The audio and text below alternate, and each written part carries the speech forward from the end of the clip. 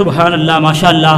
آج کے اس بزم سعید کے اندر پیر طریقت، رہبر شریعت، کشتہ عشق رسول جناب حضرت علامہ مولانا پیر سید شجاع احمد شاہ صاحب گردیزی زیب آستانہ عالیہ صحابہ شریف جلوہ گر ہوئے۔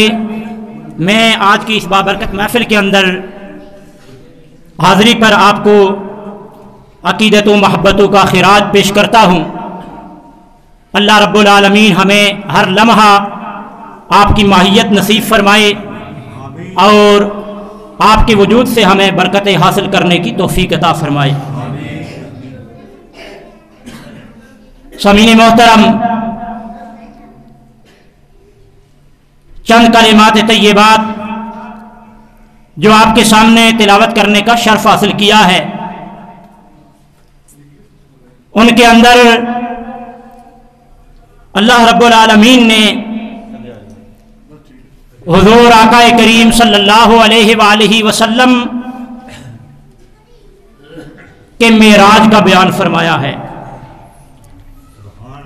اور ارشاد فرمایا سبحان الذی اسری بعبدی، پاک ہے وہ اللہ کی ذات جس نے اپنے عبد خاص کو رات کے مختصر سے حصے میں سفر معراج عطا فرمایا۔ من المسجد الحرام الى المسجد الاقصی، اس سفر کی ابتدا مسجد حرام سے ہوئی اور وہ زمینی سفر مسجد اقصی تک مکمل ہوا، اور اس کے بعد جو سفر ہے عرش اولا تک اور رب العالمین کی بارگاہ ناز تک جو سفر ہوا، جو جنت و دوزخ کی سیر ہوئی، اس کو قرآن مجید کے اندر سورہ نجم کی آیت طیبات بیان کرتی ہیں یا احادیث نبویہ بیان کرتی ہیں۔ تو برادران محترم، یہ سفر میرے آقا و مولا صلی اللہ علیہ وسلم کو کیوں کرایا گیا؟ یہ معراج کا معجزہ اور یہ اعجاز حضور آقا کریم صلی اللہ علیہ وآلہ وسلم کو کیوں عطا کیا گیا؟ اس کے بارے میں مختلف پہلو اور مختلف جہات ذکر کیے جاتے ہیں۔ سفر معراج حضور آقا کریم صلی اللہ علیہ وآلہ وسلم کو اعلان نبوت سے کم و بیش 11.25 یا 11.5 سال بعد کروایا گیا، جب میرے آقا مولا صلی اللہ علیہ وآلہ وسلم اعلان اسلام کرتے ہیں۔ اس سے پہلے بھی نبی پاک صاحب لولاک صلی اللہ علیہ وآلہ وسلم کا ذاتی نام محمد تھا، لیکن میرے آقا کا ذاتی نام پاک محمد یا احمد لینے کی بجائے مکہ والے آپ کو صادق و امین کہہ کر پکارا کرتے تھے۔ وہ یہی کہتے جاء امین جاء صادق، وہ صادق و امین تشریف لائے۔ لیکن برادران گرامی قدر، جو ہی میرے آقا و مولا صلی اللہ علیہ وآلہ وسلم نے فرمایا میرا رب اللہ ہے، اے لوگو اللہ رب العالمین کی بندگی کرو، لا الہ الا اللہ کہو، تم کامیاب ہو جاؤ گے، یک لخت مکہ والوں کی فضا بدل گئی۔ وہ آپ کی طرف انکار کی انگلیاں اٹھانے لگے، وہ آپ کے خلاف باتیں کرنے لگے، آپ کی طرف تنقید کے تیر تک چلانے لگے۔ برادران گرامی قدر، میرے آقا مولا صلی اللہ علیہ وسلم کو ستایا گیا اور 11 سال میرے آقا اسلام کی تبلیغ کرتے رہے۔ اتنے لوگ اسلام لائے جنہیں انگلیوں کے اوپر گنا جا سکتا ہے۔ الغرض میرے آقا مولا صلی اللہ علیہ وسلم، آپ کا دل رنجیدہ خاطر ہوا۔ آپ نے اپنے دل کے اندر سوچا دنیا والے تو میری بات مان نہیں رہے، چلو اسلام کا پیغام مکہ سے باہر نکالتے ہیں۔ میرے آقا طائف کے میدان کے اندر جاتے ہیں، وہاں بھی سنگباری کی جاتی ہے، وہاں بھی پتھر برسائے جاتے ہیں۔ میرے मेरे आका मौला सल्लल्लाहु अलैहि वसल्लम के जिस्म पाक से निकलने वाला खून आपके जोड़ों के अंदर जम जाता है। हजरत जनाब ज़ैद हारिसा रज़ियल्लाहु ताला अन्हु वो अर्ज करते हैं, या रसूल अल्लाह, अगर आप चाहें अल्लाह रब्बुल आलमीन की बारगाह में तो बद्दुआ करें, इन काफिरों का नाम सफ़ाए हस्ती से मिट जाए। मेरे आका ने फरमाया, ए ज़ैद, में दुनिया वालों के लिए ज़हमत बनकर नहीं आया, मुझे रब ने रहमत बना कर भेजा है।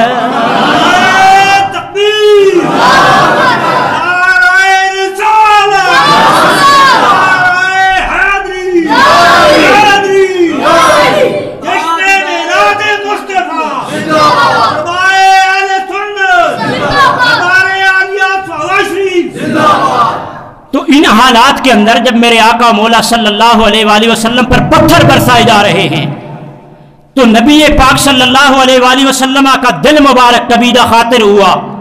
आप घर तशरीफ लाते हैं, आकर खतीम काबा में आराम करते हैं। अल्लाह रब्बुल आलमीन ने फरमाया, जिब्रील अमीन जी रब्बे करीम, फरमाया चले जाओ, मेरे महबूब का दिल रंजीदा है। अगर दुनिया वालों के अंदर किसी को सताया जाए, अगर किसी मुरीद को सताया जाए, पीर साहब उसको तसल्ली का सामान करते हैं। अगर बेटे को सताया जाए, वालिद उसकी गमखारी करता है। ऐ जिब्रील चले जाओ, दुनिया वालों ने मेरे हबीब करीम सल्लल्लाहु अलैहि वसल्लम का मकाम नहीं जाना, पहचान नहीं जानी। ऐ मेरे जिब्रील चले जाओ, मुस्तफा करीम को मेरी बारगाह के अंदर ले आओ, मैं दुनिया वालों को बताना चाहता हूं, अगर तुम मेरे हबीब का कलमा नहीं पढ़ते हो, ऐ मेरे हबीब अर्श बरी पर आकर देख लो, अगर मक्का वालों ने तेरा कलमा ना पढ़ा तो अर्श की बुलंदियों पर भी तेरा कलमा जारी है। आला हज़रत क्या कहते हैं, फर्श वाले तेरी शौकत का लोग क्या जाने, फर्श वाले तेरी शौकत का लोग क्या जाने, अरे खुसरवा अर्श पे उड़ता है फरेरा तेरा। ये हाल है मेरे आका मौला सल्लल्लाहु अलैहि वसल्लम का। इसके तहत हुज़ूर नबी रहमत सल्लल्लाहु अलैहि वसल्लम को मेराज करवाई गई। अल्लाह रब्बुल आलमीन को जिब्रील अमीन अर्ज करने लगे, रब्बे जलील मैं जाऊं, जाकर आपके महबूब को ले आऊं। फरमाया, जिब्रील अकेले नहीं जाना, आज मेरा हबीब दूल्हा होगा और तू अकेला नहीं जाएगा, बल्कि मलाइका की 70,000 की कतार साथ ले जाओ। दो रवा कतारों के अंदर मलाइका खड़े होंगे, मेरे महबूब करीम सल्लल्लाहु अलैहि वसल्लम दूल्हा बनकर आएंगे, मलाइका बाराती बनकर आएंगे। तो दोस्ताने गिरामी कदर, इस अंदाज में हुज़ूर आका करीम सल्लल्लाहु अलैहि वसल्लम को मेराज करवाई गई कि दाएं तरफ भी मलाइका हैं, बाएं तरफ भी मलाइका हैं, हजरत जिब्रील अमीन की माइयत के अंदर हैं। सरकार करीम को दूल्हा बनाया जा रहा है।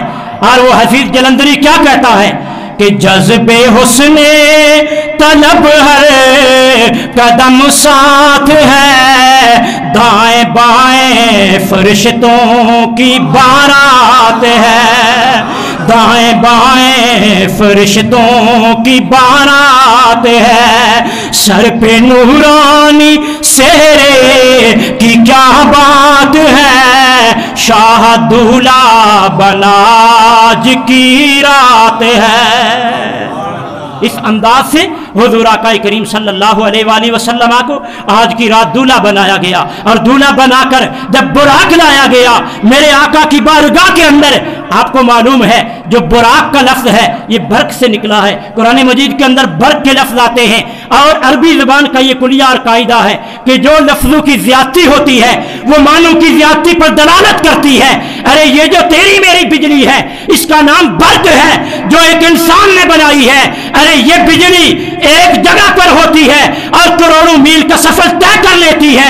बरादराने ग्रामी कदर, फिर वो बुराक जिसके अंदर बर्क नहीं बल्कि बुराक, बा रा अलिफ और काफ, ये 5 अल्फाज आते हैं। वो बुराक जो मेरे आका की बारगाह के अंदर लाया गया उसकी रफ्तार कितनी है। अरे उस बुराक का जहां पर नजर पड़ती थी वहां पर वो अपना कदम टकाया करता था। یہ حال تھا۔ میرے آقا مولا صلی اللہ علیہ وآلہ وسلم سفر معراج کرتے ہوئے مسجد اقصیٰ کے اندر پہنچے، وہاں پر جملہ انبیاء کرام میرے آقا مولا صلی اللہ علیہ وآلہ وسلم کا استقبال کرنے کے لیے موجود ہیں۔ حضرت پیر نصیر الدین نصیر رحمۃ اللہ تعالیٰ علیہ آپ کیا فرماتے ہیں؟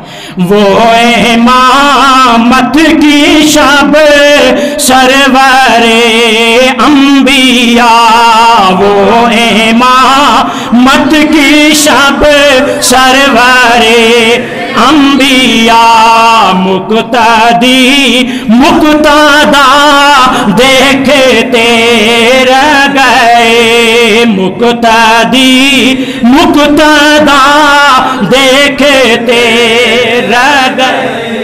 مقتدا کہتے ہیں جس کی امامت کے اندر نماز پڑھی جائے، جو امام ہوتا ہے اس کو مقتدا کہتے ہیں۔ تو برادران گرامی قدر، میرے رب العالمین نے مسجد اقصیٰ کے اندر جملہ انبیاء کرام کو میرے آقا کا مقتدی بنا کر فرما دیا، اے انبیاء کرام تمہاری زندگی کے اندر میرا محبوب نہ آیا، آج تمہیں ان کا مقتدی بنا کر یہ مورِ تصدیق ثابت کرنا چاہتا ہوں کہ کائنات کے اندر جن کی عالمگیر رسالت ہے وہ تاجدار انبیاء ہے۔